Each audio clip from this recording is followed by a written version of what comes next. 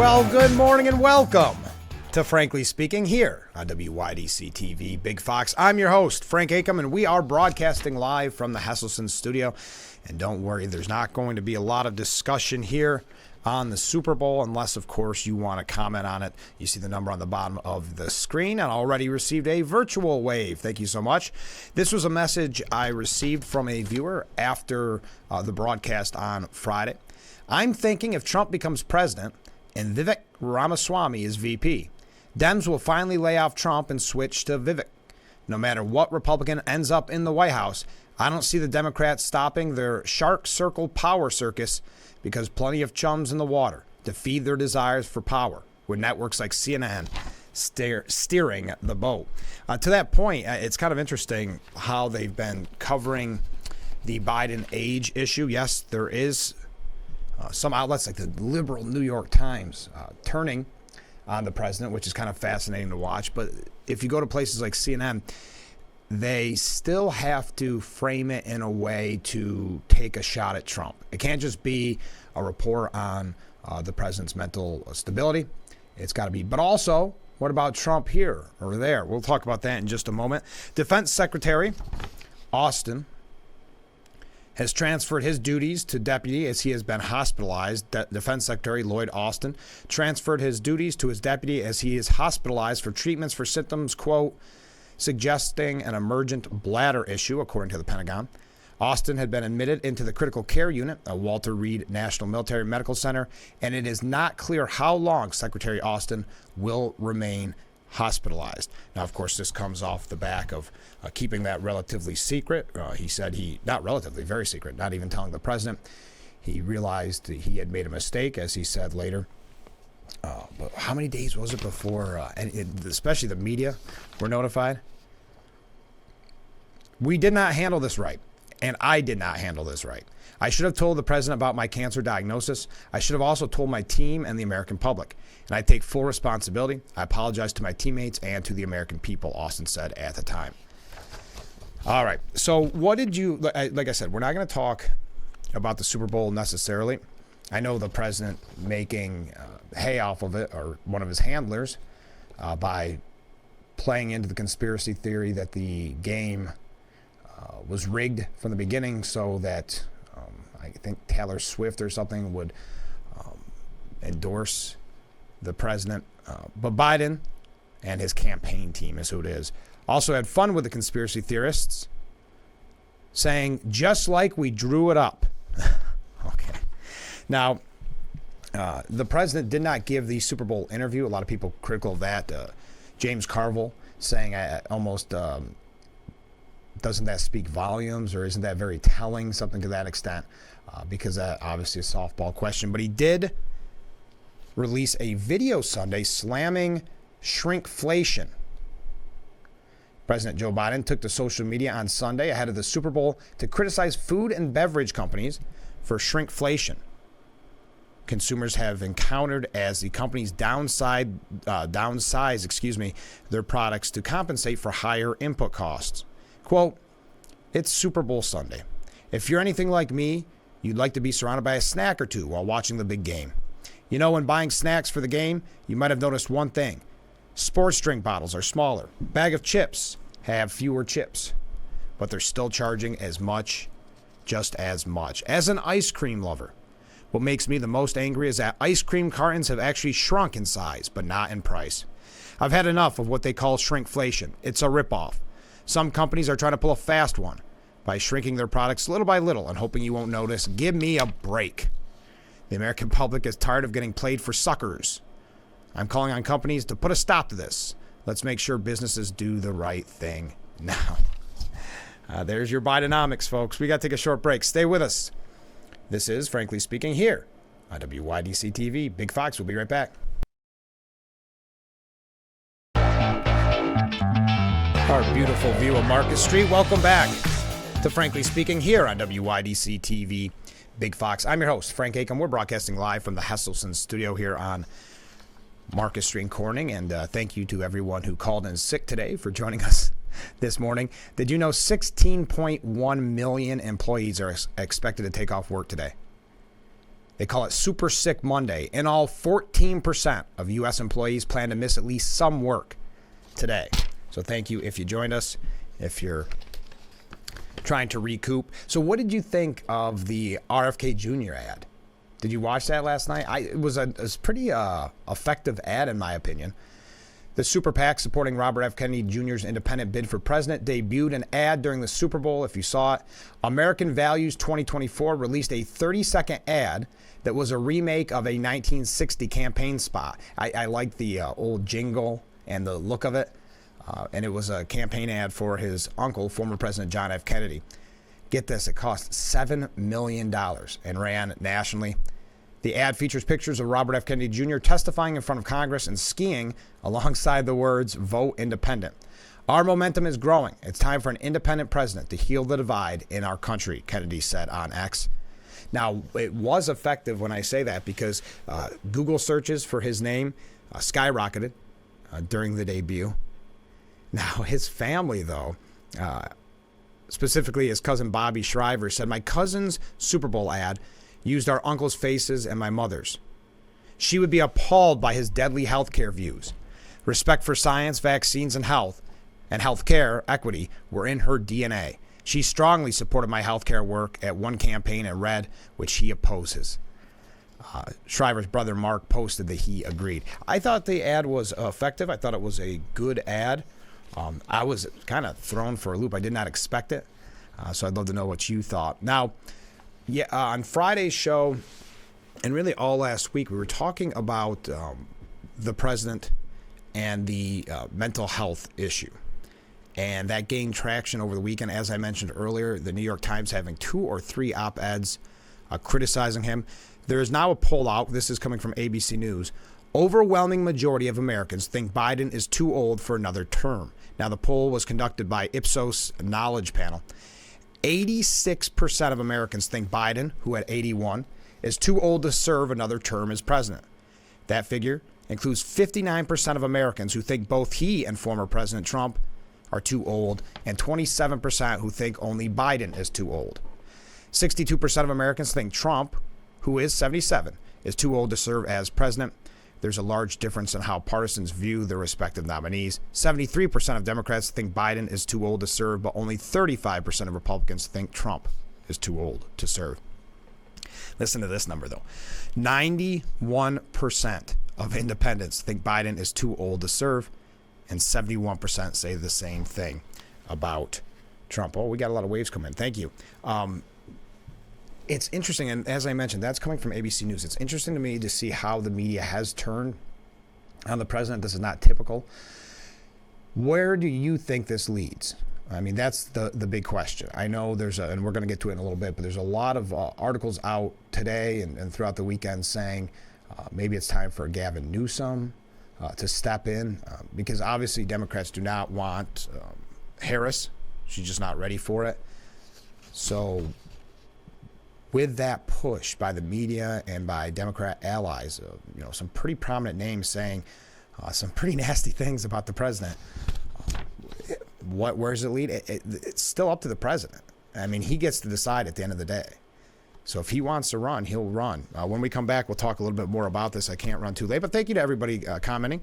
What did you think of RFK Jr.'s ad in the Super Bowl? What do you think of these articles coming out about the president's mental health? I'd love to hear from you. Stay with us. We'll be right back with Frankly Speaking here on WYDC TV, Big Fox.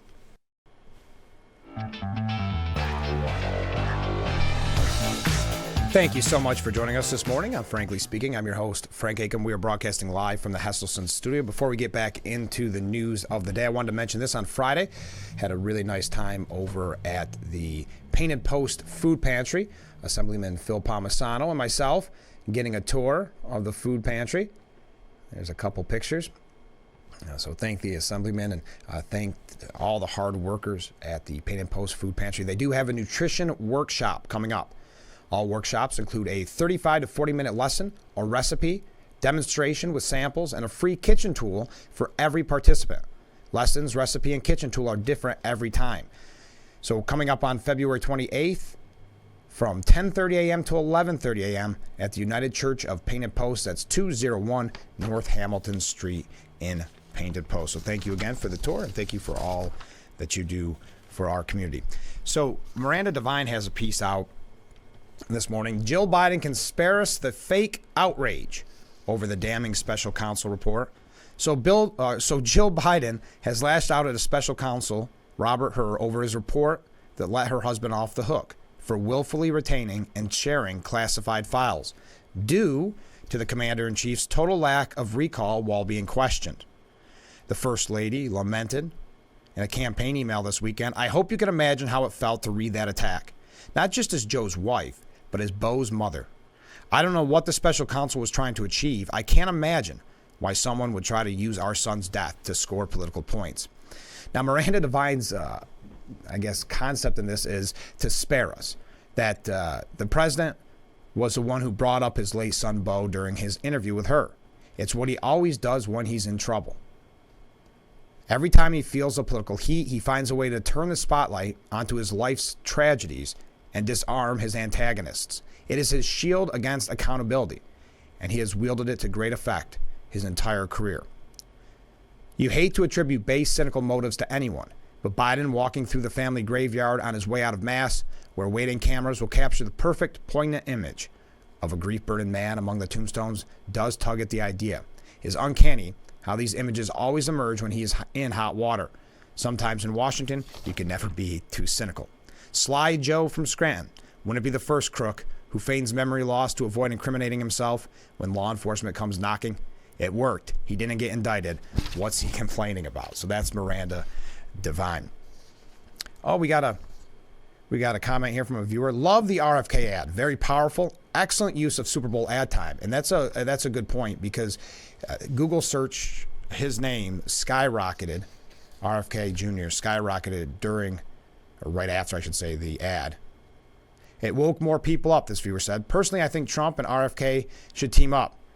Together, they'd get a lot of votes. The Democrats show their agenda and narcissistic attitudes by attacking RFK. Good point. Thank you very much. Keep those comments coming in. You see the number on the bottom of your screen. How am I doing on time here? I am doing just fine. Okay. Biden's attorney, now I'm going to give you all the sides to this that we possibly can in the time that we have. Biden's attorney insists the president doesn't have a memory problem and rips Hur's report as off the rails. President Biden's attorney, Bob Bauer, raked special counsel Robert Hur over the coals for casting the commander-in-chief as infirm in his blistering 388-page report. Bauer was resolute that the 81-year-old president isn't dogged by memory troubles and admonished Hur's report as shabby work. This is a report that went off the rails, a shabby work product, Bauer said, who rarely conducts public interviews, by the way. He was on Face the Nation. Along with legal conclusions comes this flood of characterizations, factual misstatements, and pejorative comments about the president that are inconsistent with DOJ policy and norms. This is not what prosecutors do. Despite his fierce criticism of the Hur report, Bauer hailed its legal analysis as a foregone and correct. There has been a lot of pushback over what that report said by those in the media and those on the left, and obviously Biden's supporters. But the New York Post editorial board says the Democrats who care about their party need to step up and tell the truth about Biden. It's time for senior Democrats to face the facts. Joe Biden can't possibly serve another 4 years as president. And hopeless challenger Dean Phillips shouldn't be the only one doing something about it. Yeah, I keep forgetting that Dean Phillips is technically still in the race, the last man standing. Democrats know Biden is teetering on the edge of full-blown senility. They need a better option, and Vice President Harris isn't it. Not only does she have the same communications problem as Biden, but voters like her even less. So big names like Michigan Governor Gretchen Whitmer and California Governor Gavin Newsom must step up. Yet Gavin Newsom, to his, credit, has been campaigning now, and that's why his name keeps coming up, that could he replace Biden? I mean, he's basically been running a presidential campaign without fully declaring. Both are nationally known figures who seem to be dutifully waiting their turn to run for president. but the time for blind loyalty is past. They need to get ready now to jump in, and then do it soon, even if Biden remains in denial. So even if he remains in the race, they need big names to challenge him. Senior party leaders Chuck Schumer, Nancy Pelosi, Hakeem Jeffries must discuss an intervention, just as the Republican predecessors 50 years ago broke the news to President Nixon that the Watergate scandal would lead to his removal from office if he didn't resign. Continuing to run Biden, insisting all is well, is a grave disservice to the party and to the nation, which looks weak to the rest of the world at a time when it's vital to project strength. Yeah, you think about this report coming out at this time when there's so many wars, so many real issues. Get real and face reality, said the Post editorial board. Joe's only going to look unmistakably ever weaker. Biden's team may be in deep denial, but the rest of the party can't afford to keep playing pretend. Find a fresh candidate before it's too late. It really, though, is up to Biden whether or not he's going to run, and I don't see Gavin Newsom or somebody taking that political risk. It's not normally good when a Republican challenges a Republican or a Democrat challenges a Democrat, unless, of course, that person wins. I've got to say, though, after seeing that ad yesterday, I got to believe RFK Jr. is going to take a lot more votes from Biden than originally thought. They kept trying to tell us or convince us they were going to take votes away from Trump. I just don't personally see that. But do you believe that Biden will step down? I would say after Friday or after Thursday, it started to kind of look like that would be a possibility. But now they've dug in, even after that disastrous press conference. We've got a little bit more on this. It's not going to be our only topic. I have a couple of New York issues as well that I hope to get to. As I said, we're not going to talk much about the Super Bowl, more about the RFK Jr. ads, about all that's worth talking about, I suppose. I know that there's a big piece about the cost at the stadium where Super Bowl fans were stunned by nachos costing $60 as prices inside the stadium were revealed. They better be one heck of a nacho. The Surf and Turf nacho basket, priced at $58.58, was listed under Chef's Specialties. Anyway, just something different. Something to talk about if you do decide to go into work today. We've got to take another short break. Stay with us. This is Frankly Speaking here on WYDC TV. Big Fox, stay with us. Broadcasting live from the Hesselson studio. I'm Frank Acom. This is Frankly Speaking, and you're watching Big Fox. Let's get back to it. We received this comment during the commercial break from a viewer. Good point, Frank. Nikki shouldn't be challenging Trump. Oh, wait, she isn't really a Republican. That's in reference to it does not normally go well when a Republican challenges a Republican or a Democrat challenges a Democrat in an incumbent scenario. So I appreciate that point. Boy, they're still pushing Nikki Haley hard, aren't they? What was she on? Was it on Meet the Press or one of the programs this weekend? Because I heard the commercial and it said Republican primary challenger or something. I said, there's absolutely no way they're going to have Trump on, are they? And of course, no, it was Nikki Haley. So this week, Biden lost the New York Times, the liberal paper's editorial board, unleashing astonishing broadside warning of a dark moment as it runs back-to-back opinion pieces. Knifing is the word the Daily Mail uses the elderly president after damning special counsel report. That is pretty amazing when you lose the New York Times as a Democrat. Anxieties from the Liberal Times editorial board and opinion writers show how worried they are that ailing Biden may not be able to beat the bad man, Donald Trump, this year. The back-to-back opinion pieces going after the president comes after a Justice Department report ripped into the handling of classified documents. You know all about that. Biden's lack of enthusiasm on the campaign trail. Well, yeah, it's really, looks as if he's going to continue to campaign from his basement. There has been a lot of pushback by the media lately because he does so little with the media. Coupled with doddering public appearances and that crotchety grandpa attitude are huge concerns during this, quote, dark time in his presidential tenure, according to the left-leaning broadsheet paper. He needs to do more to show the public that he is fully capable of holding office until age 86, the Times board stated on Sunday. Yeah, imagine that, at 86, but I'll continue. The team at the newspaper concluded this is a dark moment for Mr. Biden's presidency.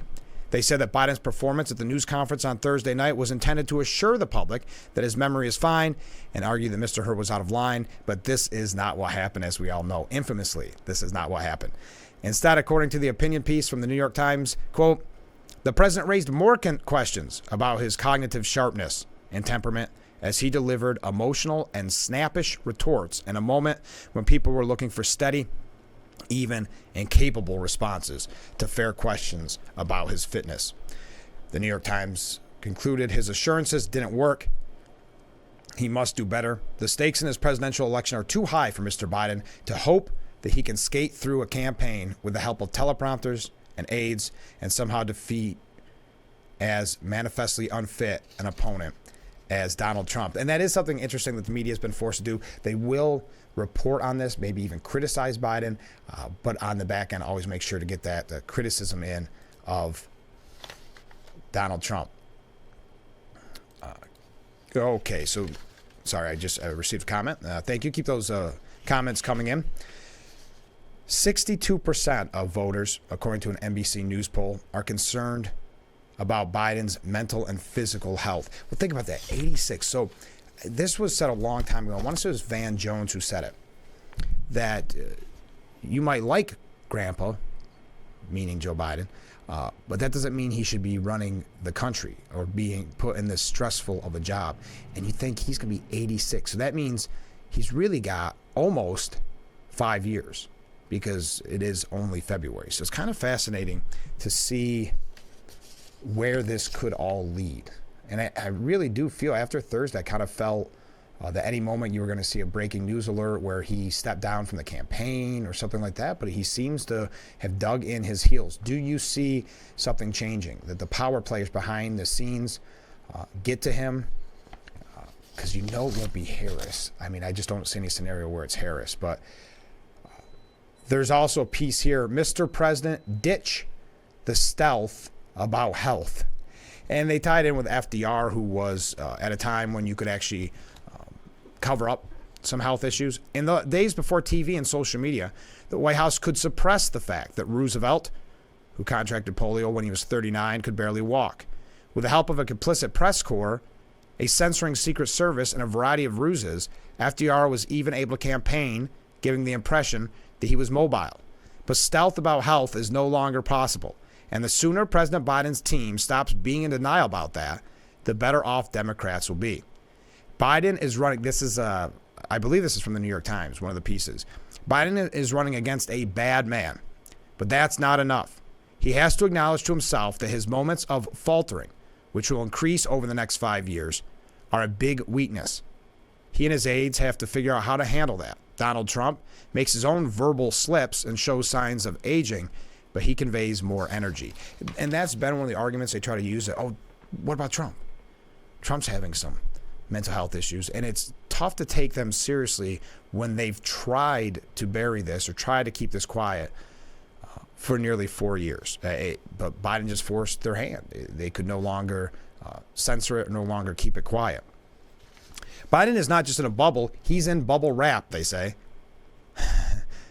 Closeting Uncle Joe all the way to the end, eschewing town halls, and the Super Bowl interview are just not going to work. Going on defense when Trump is on offense is not going to work. Counting on Trump's vileness to secure a win, as Hillary did, is not going to work. And that is a good point. Why do you turn down the Super Bowl interview unless there are some major concerns? And if he's not willing to do a Super Bowl interview, a softball interview that reaches so many millions of people, do we ever expect he's going to debate the former president if Trump ends up with the nomination, or any candidate for that matter? If Nikki Haley gets it, do you really think he'll debate him? My argument's been from the beginning, he'll just have to say, and the media will run with it, that I'm not going to give him the platform to spew his vile garbage. That'll be the kind of the mindset. So then he tries to get out of it scot-free. But imagine what that debate would look like after what we saw on Thursday night at that press conference. And the thing is, we don't just point to Thursday and Friday. This has been a consistent theme, something that we've all talked about, that the media just now has been forced to acknowledge. So again, this was from the New York Times. Mr. President, ditch the stealth about health. Biden is running against a bad man, but that's not enough. All right, we got to take another short break. Do it? No, I got a little time. Okay. Even James Carville kind of echoing that sentiment about the Super Bowl interview. The fact that Biden isn't doing the Super Bowl interview and probably won't debate, says James Carville, quote, that's a sign your staff doesn't have much confidence in you.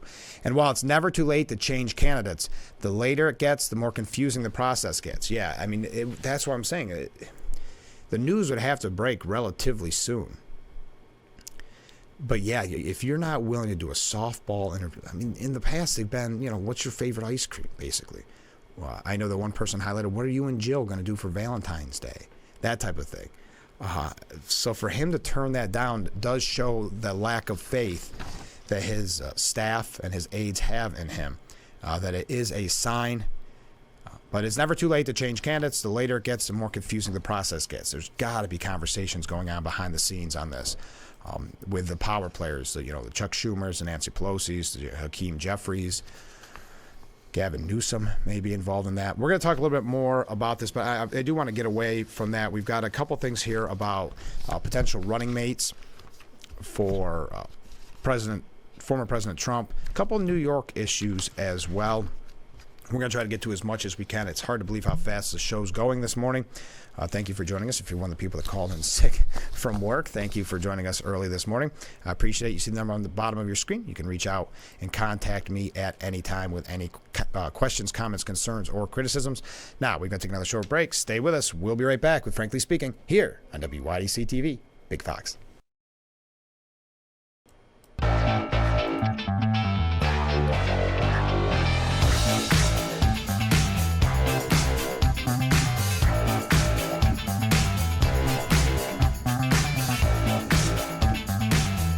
Welcome back to Frankly Speaking. We have a talkative crowd this morning. Thank you for all the messages. You can leave a voicemail or text. Here's our first comment. The Dems are in a difficult position. They need to convince Grandpa to bow out. Otherwise, it will look like they're bad guys with older Democrat supporters. They're probably crossing their fingers for him to have physical health problems. Then he will get the sympathy vote. The best option for them is to get rid of Harris and put Newsom as VP. Thank you for that comment. Here's another, a little bit lengthy one, but I think raises some good points. This is from Ken. With all the breathless talk on what the Democrats are going to do in light of Special Counsel Hur's report about Biden's cognitive abilities, I thought I would expand on my layman's scenario on what the DNC might implement to provide a presidential candidate in lieu of Biden. Possibly during the DNC convention, but most likely after the convention, Biden will be told to speak to the nation and announce that after a lot of soul searching, praying, and discussion with his family, he has decided that due to health concerns and in the best interest for the country, he must withdraw his name from consideration for the presidency.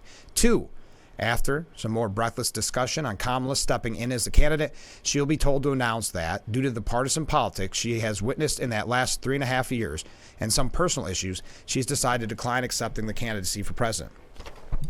3, after even more breathless discussion on who can now step in as candidate, especially with such short notice, it will finally be decided that Michelle Obama, with it known that Barack Obama will be at her side to help her through the fine points, will become the can't-lose dream Democrat presidential candidate. But who would be her VP? That could be Gavin Newsom. He could then take up the presidency in either 4 or 8 years.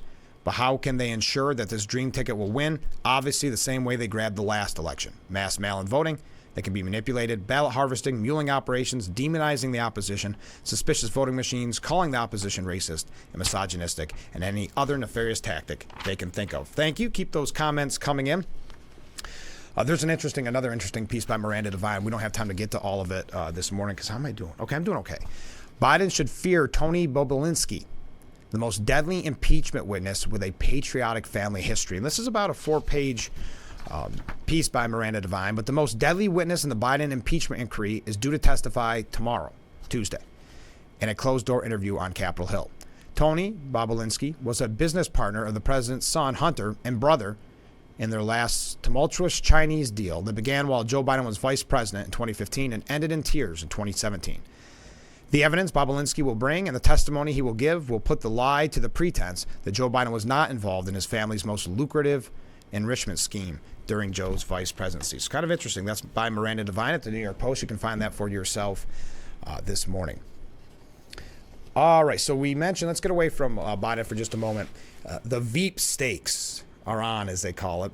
Who will be, and I know the media is still talking about Nikki Haley, but let's just assume at this point that Trump is going to walk away with it. Who will be his number two? One of the names being thrown around is Elise Stefanik from New York. Obviously, New York doesn't bring any real upside when it comes to the Electoral College, but she is seen as someone that is on the short list. Representative Elise Stefanik of New York and Senator J.D. Vance of Ohio are both leading a legislative effort to symbolically absolve Donald Trump from any culpability in the January 6, 2021 attack on the Capitol. They separately stumped for Trump in New Hampshire and are slated to appear at an upcoming fundraiser for the president in D.C. The Republican lawmakers each said that they would not have certified the 2020 election results had they been Trump's vice president, despite no evidence of fraud. This coming from CNN, by the way. And in signs of what might be driving the recently shared behavior, Stefanik and Vance have both said they would be happy to serve under Trump in any capacity, including as his running mate. I'm proud to be a top surrogate, Stefanik said. I would proudly serve in a future Trump administration. Vance, meanwhile, said, if he asked me, I would certainly consider it, but I like being a senator. The Veep stakes auditions are heating up on Capitol Hill as Trump steamrolls his way to the nomination. Well, at least CNN's honest in that he is steamrolling his way through the nomination, no matter how much free time they give Nikki Haley, how many interviews they do. It's going to be interesting. I don't know, there's no time frame on when he'll announce. The Gregory Jacobs, and I think this was a Times Union, says that Elise Stefanik actually disqualified herself for vice president because she said she would have tried to overturn the 2020 election. This is an opinion piece by Gregory Jacobs. The auditions to be Donald Trump's running mate have begun. On Thursday, Elise Stefanik said that if she had been a vice president on January 6, 2021, quote, I would not have done what Mike Pence did.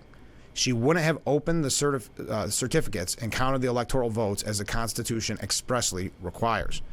Ms. Stefanik evidently has concluded it is in her best interest to say what Mr. Trump wants to hear. My fellow Republicans should recognize it is neither consistent with our character nor in our interest to embrace this view. It amounts to a suicide pact. Again, this is Gregory Jacobs. Ms. Stefanik's position would empower Vice President Harris on January 6th, 2025 to throw out votes cast for a victorious Mr. Trump. So, there is a good point there, but I'll continue. Republicans have long prided themselves on being a party of principle, dedicated to faithfully applying the law and the Constitution. Anyone can be tempted to abuse power to achieve the ends one desires and considers to be good.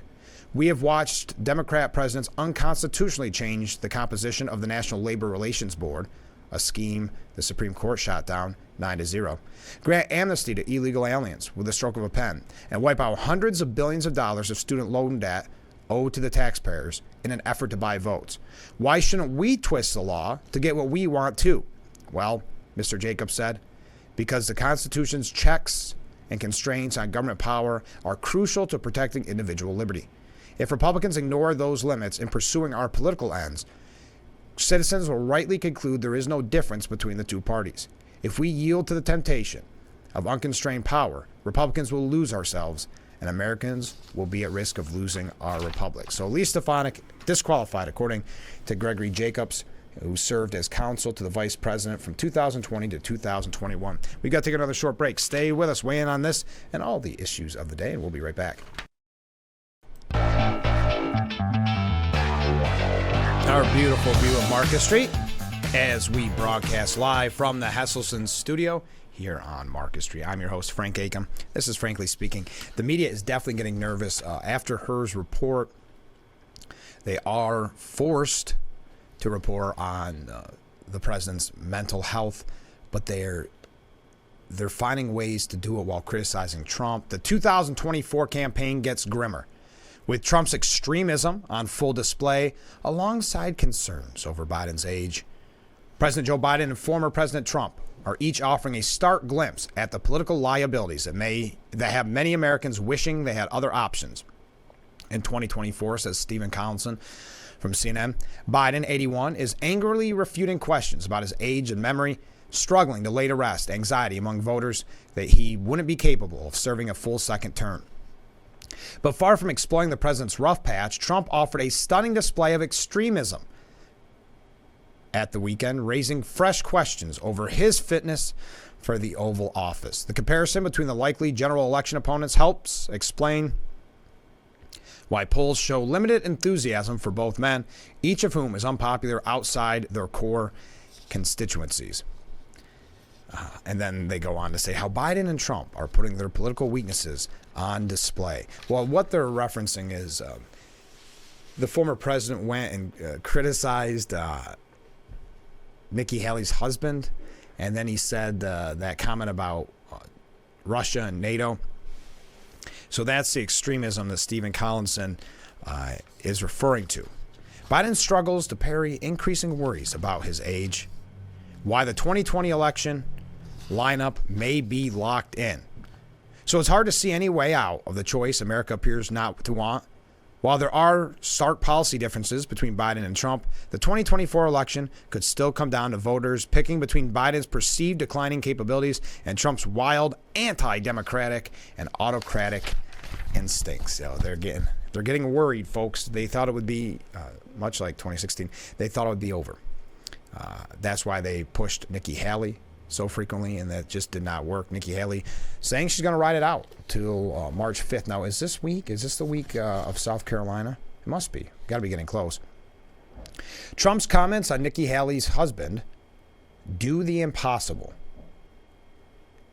Trump sinks even lower. It's also interesting, this is coming from CNN, that Dean Obeidallah has a spelling error in the headline, spelling Nikki Haley's name wrong. That's kind of interesting. Former President Trump reminded us again this weekend that there's no bottom to his vileness. The latest installment in Trump sinking to new lows came on Saturday when he was campaigning in South Carolina in advance of the state's February 24th primary. There you go. There's my answer. So no, not this week. Trump first alarmingly stated that he would encourage Russia to do whatever the hell they want to NATO allies that didn't meet the alliance's military spending guidelines. He's even turned his attention to his GOP presidential opponent, Nikki Haley. Now, Nikki Haley spelled right there, but not in the headline. Anyway, you get the idea. The long knives are out. We got to take another short break. Stay with us. This is Frankly Speaking here on WYDC TV. Big Fox will be right back.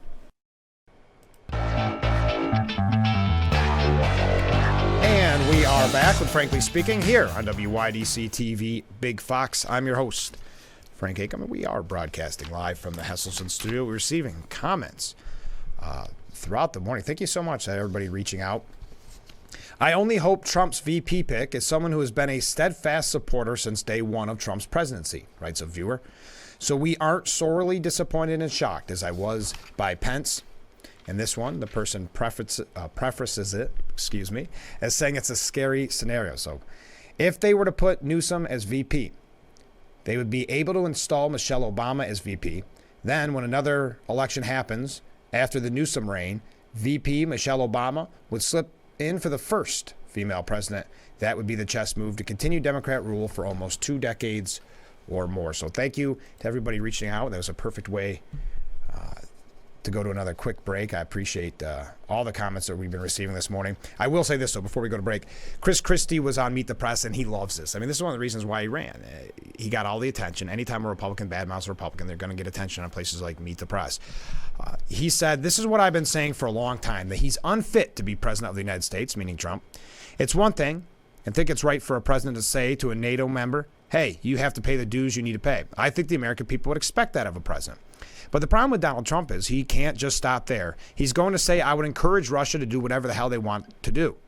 That is absolutely inappropriate for a president of the United States or a candidate for president of the United States to be saying. But it is consistent with his love for dictators.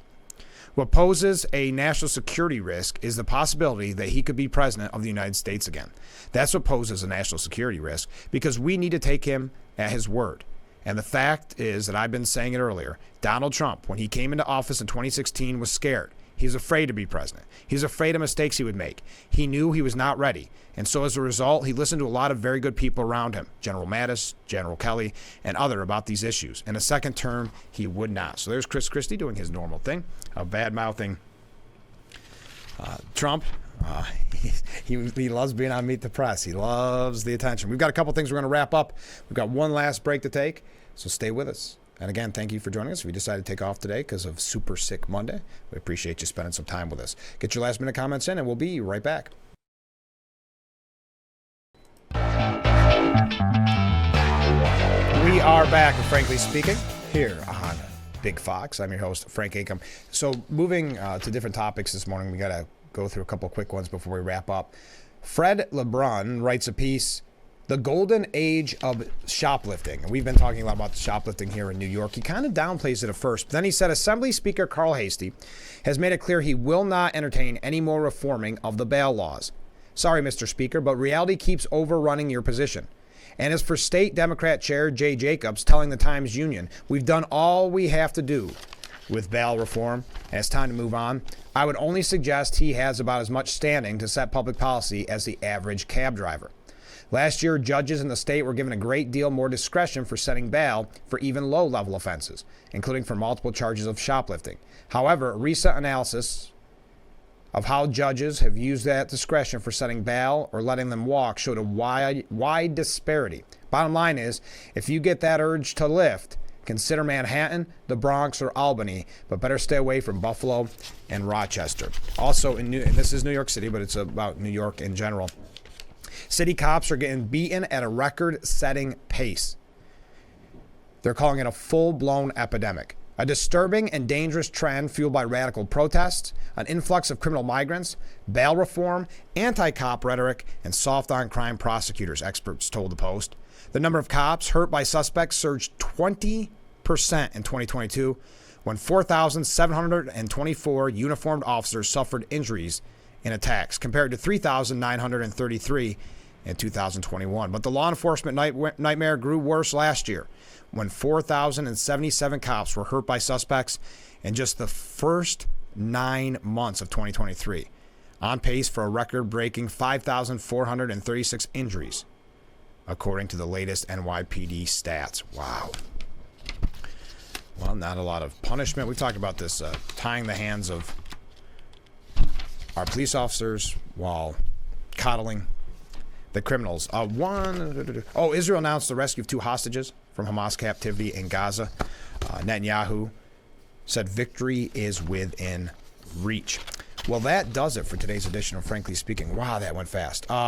As always, you see the number on the bottom of your screen. You don't have to just comment during the program. You can reach out at any point, either leave a voicemail or text message me, and we will try to get to the comments tomorrow. I apologize if I didn't get to everybody's comments today. We had a lot of great back and forth discussion, and I really appreciate it. So if you are home from work or getting ready to go into work, I appreciate you joining us every weekday morning, starting at 7 for Frankly Speaking. We do have a very busy week this week, so make sure that you tune in every morning. I can't give away too much, but we're going to have a lot of guests later on in the week, so make sure that you tune in. And then coming up on Friday and Sunday, we'll have that special presentation of the celebration of Black History Month. So I'll tell you more about that on tomorrow's program. Have a great day, everyone. This has been Frankly Speaking here on WYDC TV. Big Fox, we'll see you tomorrow morning, bright and early. I look forward to it already.